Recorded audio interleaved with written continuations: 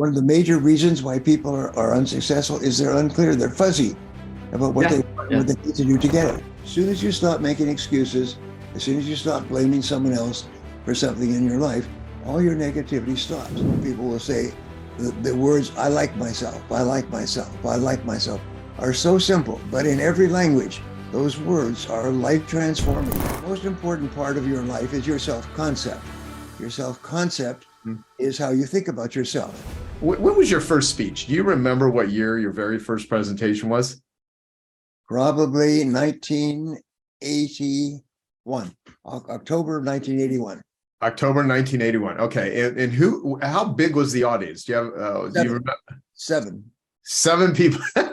And six were my relatives. Oh my God. What did you talk about? It was, I had put together, I'd been to many, many seminars to learn these ideas, and I put together a 2-day seminar, whenever it was 2 days. And it was a system of thinking and acting that literally covered every base in the game.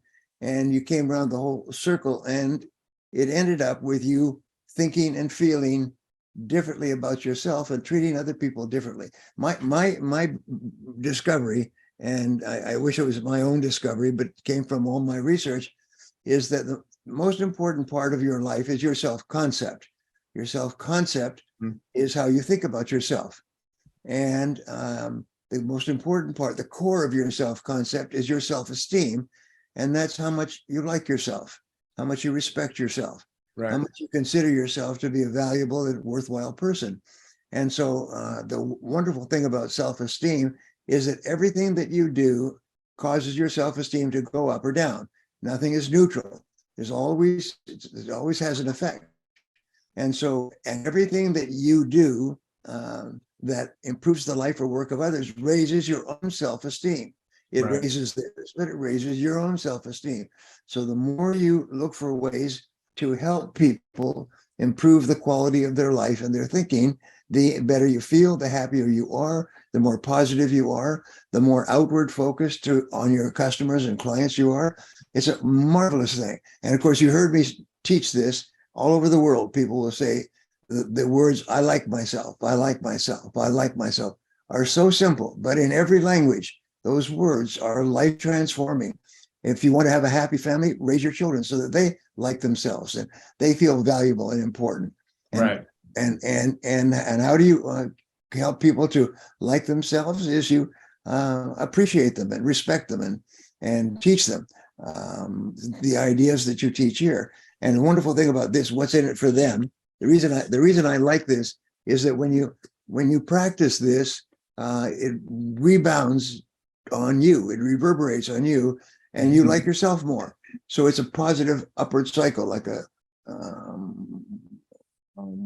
worthwhile way of thinking about yourself and life. And the more you do it, the better you get at what you do, the better results you get, the more motivated you are. Everything is just good. And so I've got 4 children now, and I just had one, I think, when I met you, but I have 4 children and 7 grandchildren, and each of my children has been raised. They've never been criticized. This is one of the great, most destructive things in life that affects people throughout their lives is criticism from their parents. So we made a decision we would never criticize our children. So our children have never been criticized. That doesn't mean that we'd argue and disagree and have all kinds of things, but we never have told them or said anything to them to lower their self-esteem. It's always been to build them up. And so that leads to self-confidence, courage, energy, dynamism, happiness, liking other people liking you, and so on. So and as a boss, I teach entire 1 and 2 day courses on leadership, is to structure your business so that everybody working for your business feels really happy to be working for you. And as a result, they do great work. They get along well with people. There's no politics. There's no dishonesty. It's just a wonderful thing. So what's in it for them is a universal lesson that you can apply, with everybody in every situation. No, completely. And one thing I want to comment on. So The self-esteem. I had become really good friends with the late Nathaniel Branden, who Yes, was, yes, one of the kind of like the godfather of self-esteem. And he wrote the yes. 6 pillars of self-esteem, the art of living consciously. One of his greatest books, which was not one of his best sellers. And this is where I want to kind of tie in self-esteem, and the other topic was taking responsibility. Yes. Uh, I think a lot of people just don't take responsibility, don't want to take responsibility, don't even know what responsibility means. And I often think about my upbringing. I spent many years just in therapy and in recovery, and I've been in recovery for over 20 years, and now I spend about half my time helping people that struggle with addiction. And so I have Genius Recovery Foundation. Even the proceeds of my book, What's in It for Them, goes to addiction recovery. And part of this is my childhood. I was constantly criticized as a child, and I was physically abused and sexually abused, and I became a drug addict. And later in life, I actually learned, I've heard the words, responding with ability, which is responsibility, and many, many times. It wasn't until it clicked in my head that when my life was working, I was responding. When my life was not and is not working, I'm reacting. And so people react to life, and then other people respond to life. And of course, I think, you respond with ability. And so the more that you become able to do something, you can learn the technical skills of something, but the ability to manage your mind, or at least get into a flow state. Because what addiction is an unmanageable mind, which leads to an unmanageable life, an unmanageable physiology, because it's not just mental, it's physical. Yes. And I've thought about this a lot. So with teaching leadership and with everything you've written about, there's always been this through line, this vein of be responsible, take and confidence feels good to operate with confidence, but courage doesn't feel good. So when you have to muster courage, the more that you can tap into the belief in yourself, in that you can do it, or at least you're going to try, you oftentimes, even in the face of massive adversity, you can at least step up to the plate. You might not always win, you might get knocked out, but the fact is, it's just stepping into that. So I'd love to ask you that, how you think the link between self-esteem and responsibility creates a functioning human. Well, this has been one of the most important things in my life, what you just talked about, self-responsibility. I began studying this. I spent thousands of hours, by the way, going back 4 or 5 decades. What I found, just sort of like tripped over it, is that the most important thing in life is to be happy. It goes back to Aristotle in 350 BC, is that he said that everything that a person does in life is to achieve their own happiness. The difference is how effective are they at being happy. And the obstacle to happiness is negativity, negative thinking, destructive criticism. And so, but the key to the causative factor of negativity is blaming. Blaming is the worst thing that happens, is you blame someone else for something in your life with which you're not happy. So what you have to do in order to be a happy, fulfilled person is you have to stop blaming. And the wonderful thing about the magic words, I call them, I am responsible. The magic thing about those words is that when you say those words, you cancel all blaming. Blaming stops. You cannot blame someone and be positive. And when you accept responsibility, you automatically become negative. So in my seminars, I teach a whole lot of things. One of them is I call the golden triangle. And the golden triangle has 3 points to it. The first point is the acceptance of complete responsibility for your life and for everything that happens to you. That's number one. It's the starting point. And so I teach my audiences to say aloud, I am responsible. I am responsible. And as I said, I've written 91 books, and I have a schedule for 9 more. I want to get to 100. Wow. And I have my audiences say, I am responsible. And what happens, as soon as you say, I am responsible, all negativity stops. And you say, I am responsible. I am responsible. I'm responsible. Now, I have several top-selling books, millions of copies. My second or third best-selling book is called No Excuses, The Power of Self-Responsibility. It's called No Excuses. And it's in every language all over the world. People just love the concept. So as soon as you stop making excuses, as soon as you stop blaming someone else for something in your life, all your negativity stops and positive thinking flows in like a river. So and the second part of my golden triangle, once you've accepted responsibility, which is the first point, is setting goals.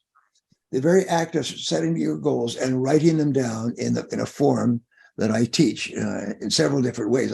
My book on goal setting, which is just called Goals, is the best-selling book on that subject in the world. And so you set goals and you write them down and you review them every day. And as you do that, you become more positive, more focused. When you're working on your goals, you are a different person. And the third triangle is continuous learning, is continually read, learn, write, upgrade your knowledge and skills. And those three, that golden triangle, transforms people's lives. And all over the world, I get letters that come back to me saying, this book, No Excuses, changed my life. Because making excuses is the foundation of negative thinking. And it requires you blame someone for something. As soon as you stop doing that, your whole life changes. Right, right. I just heard a one-liner. I've heard it before, but I just pass it on to you in case you haven't heard it. It says, being mad or angry with someone else is like drinking poison and wanting the other person to die. Yeah, yeah. So if you heard that, I think that's a great one-liner. Well, let me ask you about that. So so having resentment towards another person, and it could be someone that either did you wrong, or there's a lot of envy where people are just angry and mad at another person that they oftentimes don't even know, or they heard someone else talk about someone, but they never really validated if what that person was saying was really true or not. And there's a million different variations of that. How have you found the difference between, say, letting go, forgiveness, moving on, just someone, let's say someone betrayed you, because I know both of us have had pretty bad situations where people have, attacked, made up stories. It could be anything from a negative review or an insult or something to outright, theft. And I often say this to young entrepreneurs. It's kind of a joke. I say, if I would have known being successful was this much work, I would have stuck with being a loser. And, so there's a lot of work, and, we've encountered a lot over the years. How do you move past it when it's really a severe breach, or if someone's really done something that's not with integrity, or just outright theft or abusive? I mean, how do you not drink that poison, I guess, metaphorically? One of the things that I do, and we've both had to fight through this. One of the things that I do is I say, I forgive them for everything. I forgive him or her for everything. God bless them. I forgive them for everything. And it's impossible to forgive someone and be angry. It's impossible to forgive someone and for it to have any negative effect on you. So the more you forgive other people, the better you feel, and it doesn't have any effect on them anyway. Yeah, it's just you're saying, God bless them, I wish them well. God bless them, I wish them well. And so what you do is you get it off. Was it Mark Victor Hansen says, whoosh out. He does that little thing about getting rid of negative thinking, negative feelings, negative reactions, and just let it go. Let it pass. How do you approach people that have come to you over the years, read your books, go to your seminars, looking to you for advice? And we've both encountered this. Anyone that is in a position of teaching anything, any sort of teacher or instructor or coach or mentor is going to encounter this, where they show up and their ethics, according to your own value system, they're not the same. Like, meaning, I have a lot of opportunistic people that come into my world over the years, and I defined in my book that there's a big difference between pursuing an opportunity versus being an opportunist. There's a bit, everybody has a want. We all want something. Nobody would read one of your books or go to one of your seminars or watch one of your videos or buy one of your courses or mine if they didn't want something. No one that is a salesperson would walk in to a face-to-face environment or over Zoom or whatever, over the phone, wanting to sell something if they didn't want something for the other person. But what I say, though, is when you ask somebody for something, make sure that your give is equal to or greater than their want. I mean, even the other day when we were texting, my first approach is, Brian, how could I do, what could I help you with? And you said, it made me feel really good. You said, Joe, we've been friends for many years. I don't need anything for you. I'm just here to help you and there to serve, which is just a testament to how you show up as a human. And I have always done my best to not ask somebody for something if I can't show up with something useful for them that's either equal to or greater. So when people show up with all want but no give, and they're very opportunistic and they're trying to use your strategies, your sales techniques, so they can go out and pitch people on stuff, how do you deal with that? And just let it go. The expression "water off a duck's back" is you just let it go. Nod, smile. Yeah, that's a great idea. And you just recognize that that's where 80% of people are. They're asking not what's in it for them, but what's in it for me. Right. Therefore, if that's fine, and you just let it go. And don't let it affect you. Just accept. It's like you don't get upset when it rains out. It just rains. That's just the way the world works. That sometimes it rains, and so you don't. So you just let them go. And this the law of cause and effect. I call it the Aristotelian principle of causality. Makes me sound smart, but basically it says that for every action there's a reaction. For everything that you do, something happens back for you. That nothing is ever neutral. There's an effect, a cause and effect relationship. So therefore, if you want to have a great life, then put in good things, good ideas, help people. And it always comes back to you. And it comes back to you always more than you put in. Yeah. So don't get upset about it. You wish them well.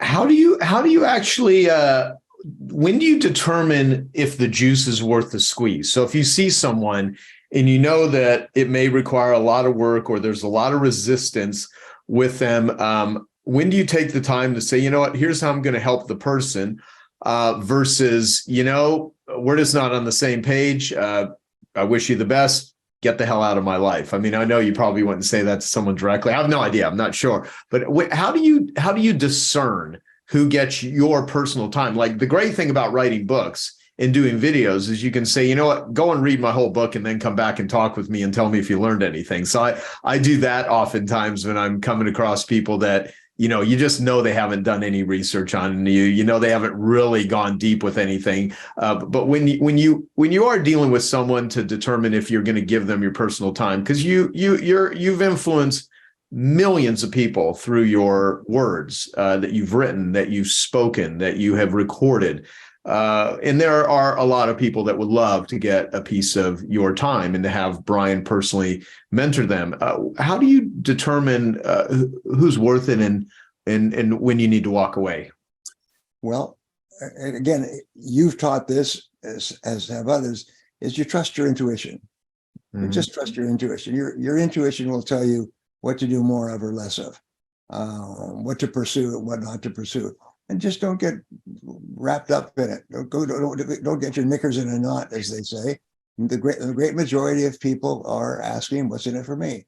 Yeah. Successful people don't. They say, how can I help you? And what I do is I steer them.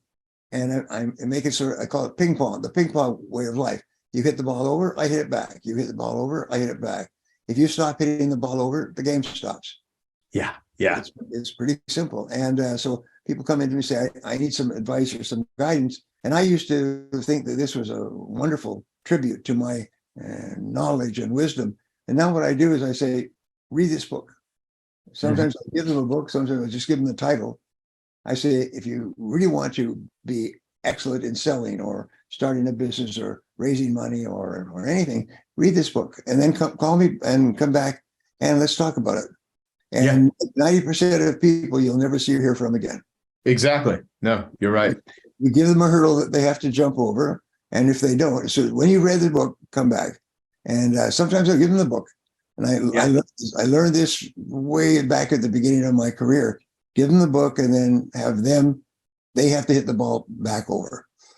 Such good advice, and oftentimes people may not realize that until they have, your whole thing about don't get your knickers in the knot or whatever. The funny thing is we've all had to learn this ourselves. That's how you have all of this knowledge and wisdom, is there was a point in time where you just go out and try to help people and you realize, wow, a lot of people ain't going to follow up there. They don't want to jump any hurdles. And I really do think that which is not earned is seldom valued. There's a big difference between having a fee versus giving something away for free. And I always, as are you, and I just want to put out good ideas in the world, and I just want to share them with people. And I think the people that benefit from both of what we do, they never pay us anything. They come across a video, they listen to a course, they read something, or they make a very small investment. It's oftentimes the cost of a book, right? In order to get what you could really legitimately say is a lifetime of learning and teaching. And the fact is, there's a huge difference between someone that goes and buys the book themselves versus if someone gives them a book. And I've given away, like my recovery books, I've written 2 books on addiction recovery. I've given away far more of those for free than I ever charged for. And on my foundation site, which is geniusrecovery.org, I don't even sell anything. It's like an educational platform just designed to help people with addiction. And I don't sell anything. I don't have a rehab center. I don't have a treatment. We literally, one day, maybe I'll point people to specific things, like we're creating stuff in virtual reality right now for fantasy contamination, which is what we're calling it, because most addictions are a fantasy, and you want to contaminate toxic fantasies because in the moment they seem like a good thing, but then you realize they can destroy your life. So, there's that. However, right now, I take the money I make in my business and for people that support it, and we just create that for free. So there's a lot of free information out there, and there is a point though where you realize this person ain't doing anything except keep asking. So your whole notion of give them a book, send them off, and if they can't cross that hurdle, 90% of them really don't. That is a great barometer, and I have developed my spidey senses over the years, because for the longest time, my buddy Patrick Gentempo is the one that shared this very simple but profound distinction with me. He's like, it's one thing ignoring the red flags. I mean, oftentimes there's red flags, you don't see the red flags, or you do see them and you ignore them. What you really need to pay attention to are the yellow flags.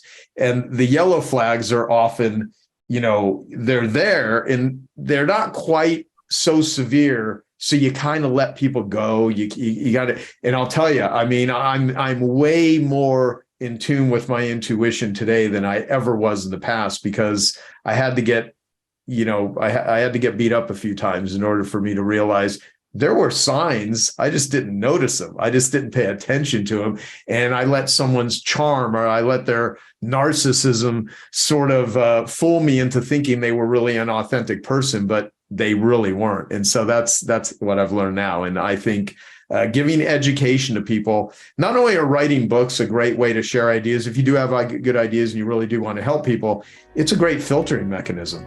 Hey, I hope you're enjoying this video, and I want to let you know that I have a new book that's come out, and if you'd like to get it absolutely free, there's a link below in the description, or you can wait till the end of this video, or you can simply go to joesfreebook.com and you can get a copy there. Yeah.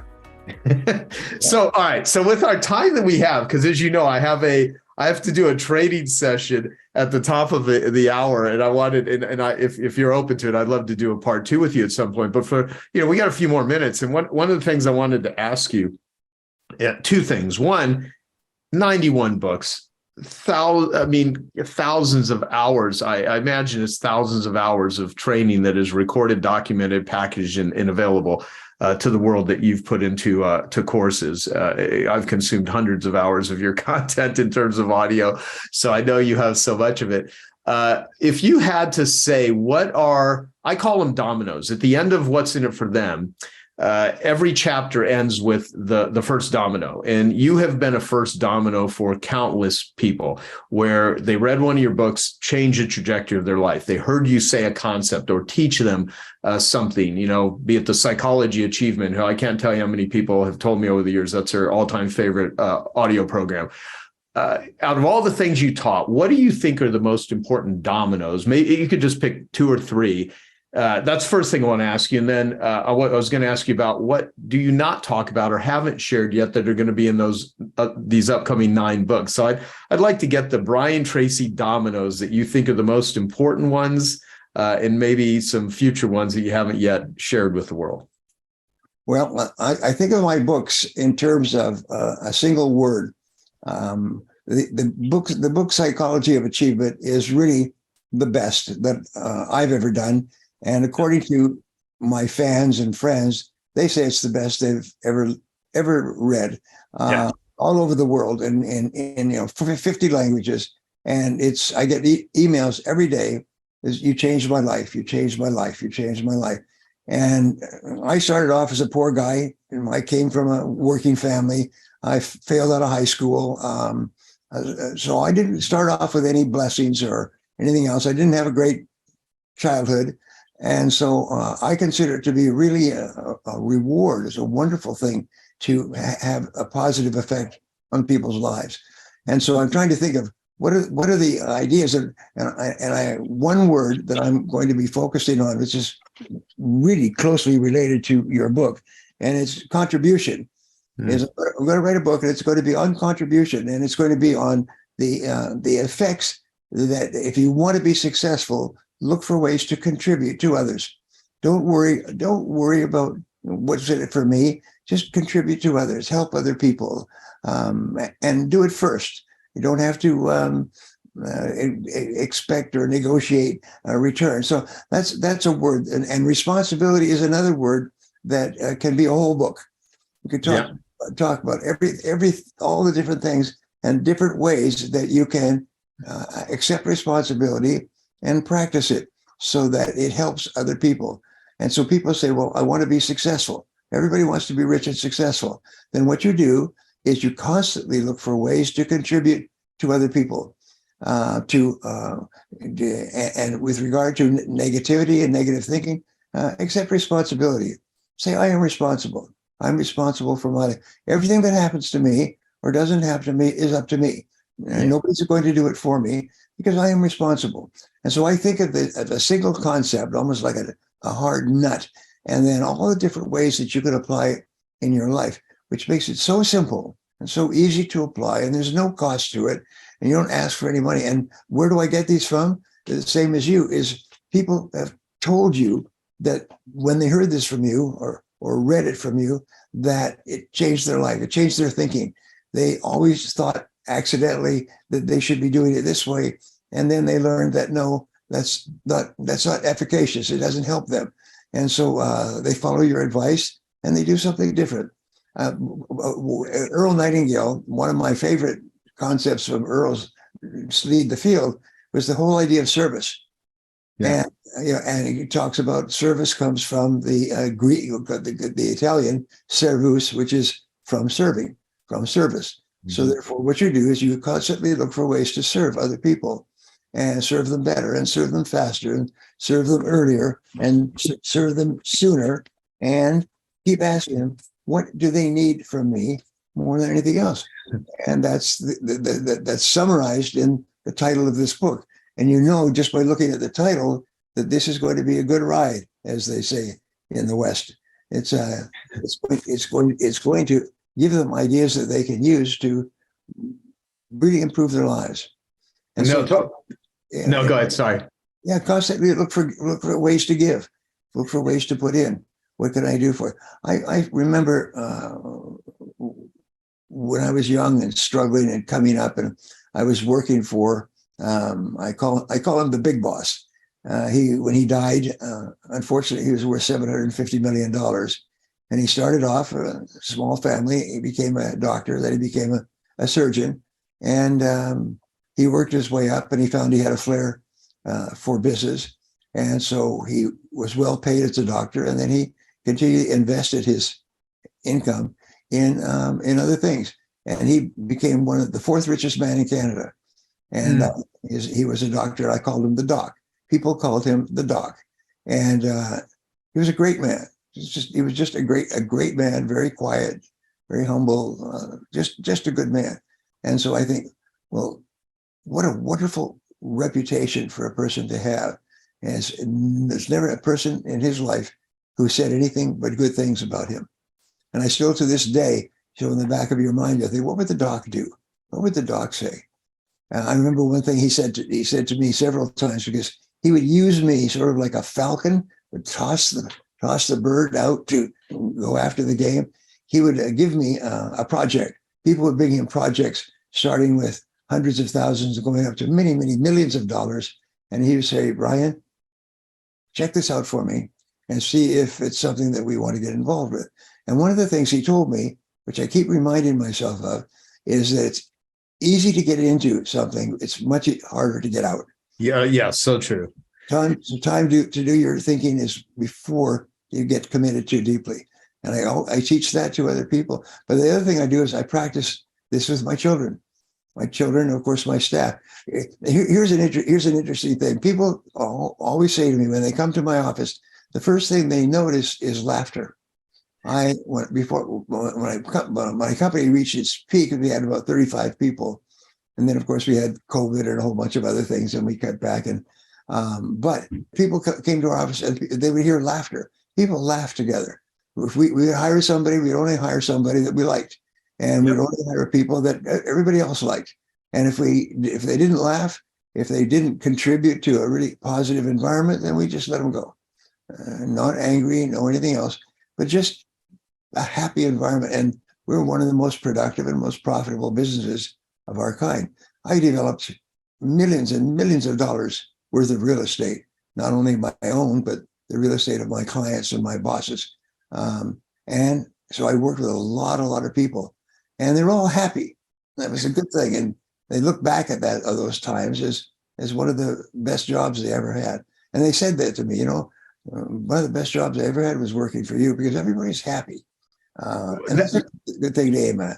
No, that's really important. I mean, I write about this in my book, where you can often look at couples and you can engage the value of most relationships by how often they laugh together. And yes. If there is no, because life can be difficult. Life is not always kumbaya. Life can be very, very difficult. And laughter brings, so for instance, the first chapter of my book, What's in It for Them, is be a pain detective. And what I have learned, and a lot of this comes from my own journey in recovery, right, is that one of the best ways to bond with someone is to identify where they have pain and struggle and suffering in their life and remove it, eliminate it, or at least bring some relief to it. And when someone's dying, or they've got a terminal illness, or they're really in the depth of addiction or depression, oftentimes the best thing you can do is just be a companion to them. You may not be able to fix the situation. You may not be able to dispense advice, but you can at least be there with them. And you can, and that is soothing, and that is comforting in and of itself, even in the midst of enormous difficulty and suffering. And so my whole thing is be a pain detective. And part of that is you can connect with people on pain. And what is a business anyway? A business is solving problems for a profit. And if you can identify the problems that exist, or bring some sense of relief to that, then you're doing really good in the world. Now, there are ways to make money by exasperating the pain. And some companies, unfortunately, do that. But I would not, those are not the companies that I honor and admire. I admire people that are actually in the transformation business, not the transaction business. And so this whole, everything that you're saying, I think is critically important, especially for young people. And I think as we get older, I mean, how old are you right now? 78. 78. Okay. And I'll be 55 in February. And and I have a godchild that is 5 years old, his birthday was day before yesterday, and I recorded a video. And it's funny because his father, Akara Chan, we make films together and stuff. And I know he'll store this video so his son can watch it 50 years from now, because I said, I want you to watch this video 50 years from now, and you will realize how amazing life could be, or how difficult it could be. But that you'll be a different human at that point in time. But the thing is, so we have all kinds of advice for young people, and we often dispense it all the time. And in all of the years and all of the wisdom that you have acquired, if you had to say, here's the Brian Tracy operating system to start in your teens and then in your 20s, and if you do these things as you get into your 30s, 40s, 50s, 60s, 70s, 80s, and beyond, your life could turn out this way. If you do these things early on, what would those things be? Well, I've already answered that a little bit. Yeah, with the three, the triangle was a perfect way to mention that. I just want to make sure we. And it comes down to responsibility. When I began to study metaphysics, Russian metaphysics, Uspensky and Gurdjieff, the great teachers of the 1900s, it's when I started to understand the impact and influence of your mind, and how the most important thing you can do is to become a very positive and focused person. And the starting point is to accept responsibility, is to eliminate negative emotions. So the most important thing is the elimination of negative emotions. And you do that by saying, I am responsible. Nobody else is responsible. No one else is responsible for it. And nobody else is going to do it for me. If there's anything that I want, one of my favorite words, I could write a book on that, is clarity.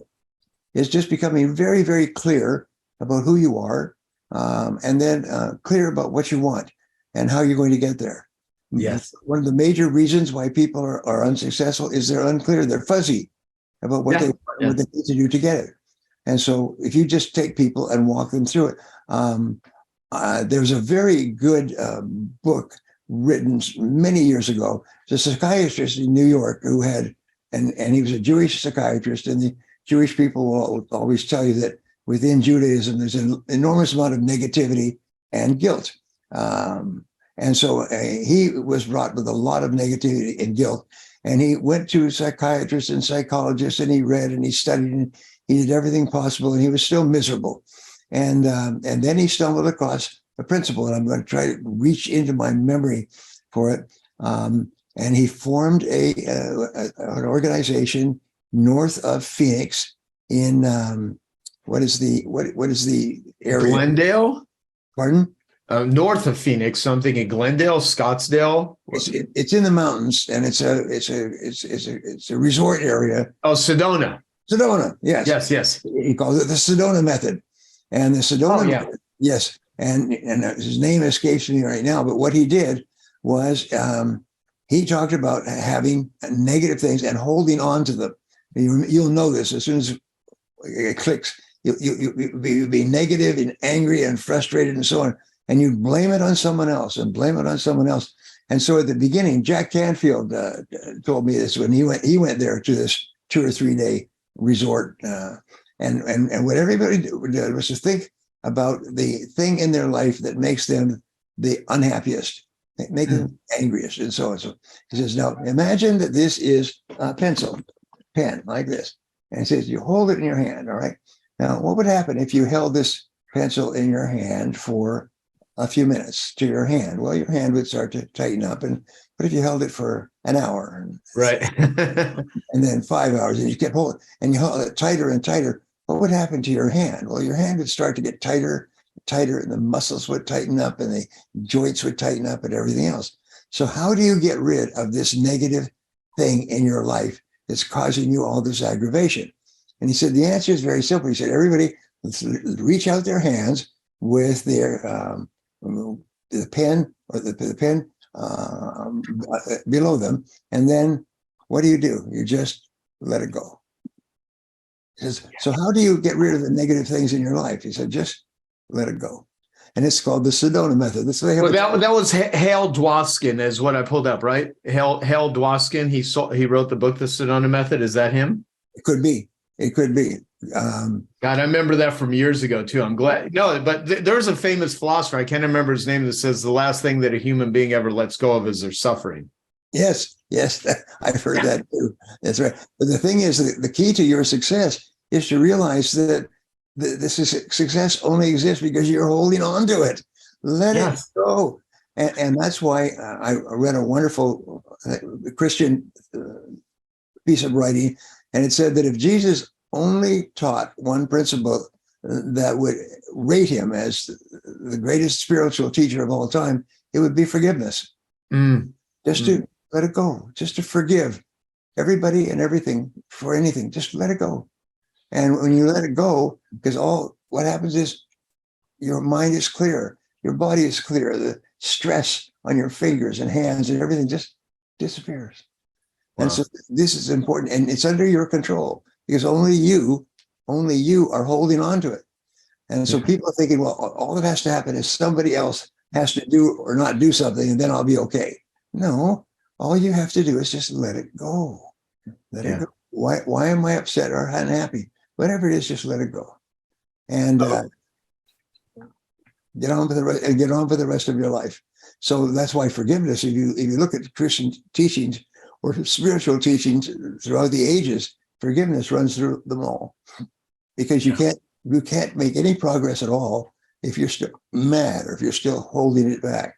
Just let it go. I love it.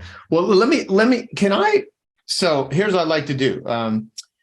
If you're open for it, I would love to interview you on contribution, responsibility, connection, even the whole concept of easy to get into something and hard to get out. That's such an important thing. And then clarity, which is one of the things you talked about. I'd love to do a part 2 on that because you've got so much knowledge and wisdom, and I would love to help you with anything always, that because you have so much, you've helped so many people and you put out so much good work into the world. And even our interviews that I have with you have been viewed so many,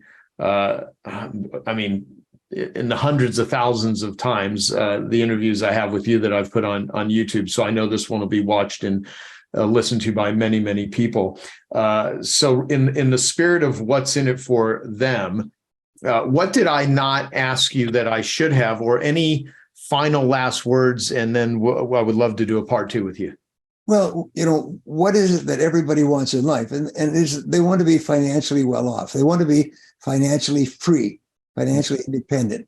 Because other than that, people think and worry about money all the time. Remember when we were younger and we just sweated bullets about money all the time? We just never had enough. We always had bills to pay. And so only when we pass the point where we now have enough money that we don't worry about money, can you really start to enjoy life? Yeah. And so I would say that probably 90% at least of all the people that will come to you and read and listen are people, they worry about money. Right. How much money they've got. I'll tell you just a little side thing, which when I was single until I was 35. And I read a whole lot about marriages and couples and relationships and so on. And one of the things that I read over and over, which you've read over and over, is how many women, their husbands die and the women don't know anything about the finances of the family. And they find out they don't have any money.